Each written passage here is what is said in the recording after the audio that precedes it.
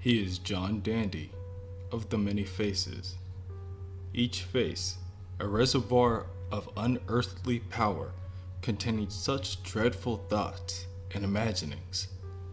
It takes 7 heads to contain them all, and even then, it isn't enough. The faces howl like dogs harried by thoughts, and one thought burns like a neon sign on a sweltering night. Destroy the Brotherhood of Dada. Enemies of America, beware. Beware the man who always leaves a feather for his foes. At the rally for the Brotherhood of Dada, the many fans and the many skeptics pack in before the stage in hopes to hear the new presidential candidate's message. Robot Man and Joshua are also in attendance. Robot Man knows that the Brotherhood has a right of free speech, but he will be there for when it inevitably turns south. Bobby, the Love Glove, looks on as the crowd cheers and can't help but feel excited. A feather falls before them, and Agent Exclamation says that it must be a sign of good luck. The Brotherhood of Dada assemble before their leader, Mr. Nobody, as he sets the table for them all. Yes, they seem to have drawn in quite a crowd, but he thinks it's absolutely essential to keep them quivering for just a few moments longer. For now, they must enjoy their last supper. Only then will it be time to bless the people. All people, the long and short, the mad, the bad, and the lonely, the ugly and the unsure, and the completely invisible. God bless the little lamb that made them into sheep. Mr. Nobody kicks over the table and drags the American flag outside with him. Exclamation and Aria the Blur follow in suit with the painting in hand. Bobby is left alone until the agent sent by the Pentagon arrives. The arranged deal was that Bobby holds Nobody still so that the Pentagon can capture him, and in exchange, he will get to enjoy her services. Bobby, having a change of heart, refuses to move along with the plan, and the agent shoots him point blank and leaves him bleeding on the floor.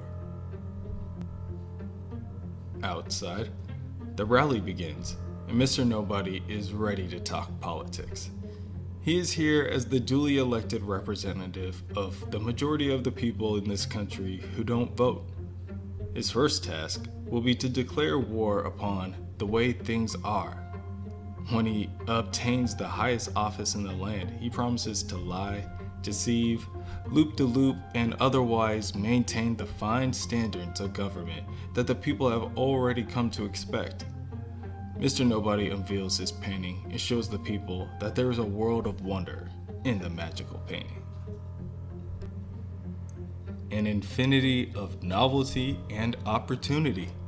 In the painting, nothing is impossible when everything is permitted. Nobody goes on and tells the people that if they all wish hard enough, they can dissolve this boundary between the painting and the real world. The revealing of the painting was enough for the nearby government officials to call in their active teams. The job is to confuse and scatter the crowd and take out the freaks. Leading the charge is John Dandy. As Nobody finishes his speech, Dandy bursts through the ceiling of the stage, viciously ready to attack the Brotherhood. The backup SWAT units burst into the rally and start dispensing tear gas canisters to clear the area. Dandy barely misses Nobody in Exclamation and destroys the podium as he crashes to the ground. Exclamation yells out that they've been trapped and orders the rest of the Brotherhood to make it to the bus for safety. The SWAT units switch to live rounds and begin to approach the stage in order to take out the Brotherhood. The Blur cuts off a group of soldiers and tells them to take their time and pause for reflection. One soldier is drained of his life force in an instant, and the other's shots phase right through Aria. As the Blur approaches the second soldier, John Dandy intervenes. The blur tries to absorb the life force out of Dandy, but it proves to be ineffective. Dandy responds with an attack of his own and shatters the blur into hundreds of tiny glass shards. The last shard pings as it falls to the floor, and a feather follows. He then turns his attention to Mr. Nobody. He may be a two-dimensional man, but Dandy's many faces can work together to create a picture of what Nobody really looks like, who he truly is. At that moment, the bus, driven by Agent Exclamation, cuts through the crowd and crashes into John Dandy, sending him flying to the stage in the opposite direction. Robot Man tells Joshua that they need to work together in order to evacuate all the civilians. Joshua, at the moment, won't be of much help to Cliff. The psychedelic effects of the bus have already started to impair his judgment. Agent Exclamation steps off the bus to call his leader over, but he is quickly shot down by a small squad of soldiers. Dandy gets up on his 2 feet and once again begins to approach Mr. Nobody. He takes a step onto the stage and the wood cracks underneath him. Much to the pleasure of Mr. Nobody, Number None is at it again. Dandy is unimpressed.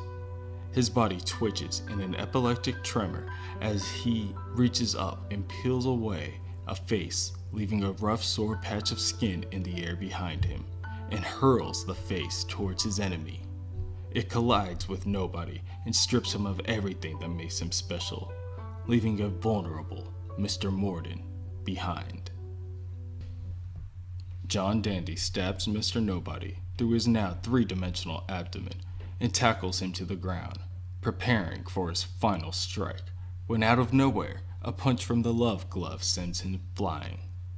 Bobby approaches the stage, incoherently mumbling apologies, and Robot Man approaches the stage as well, only to see a Mr. Nobody quickly bleeding out.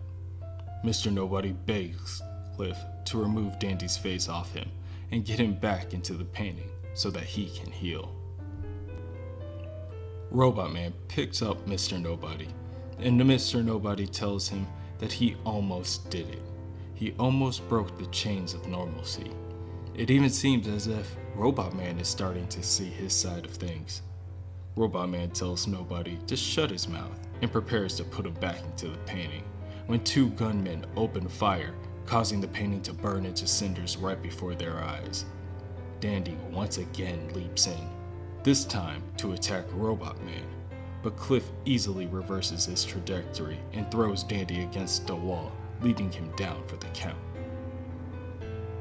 With the battle now winding down, Joshua joins Robot Man and Nobody on the stage.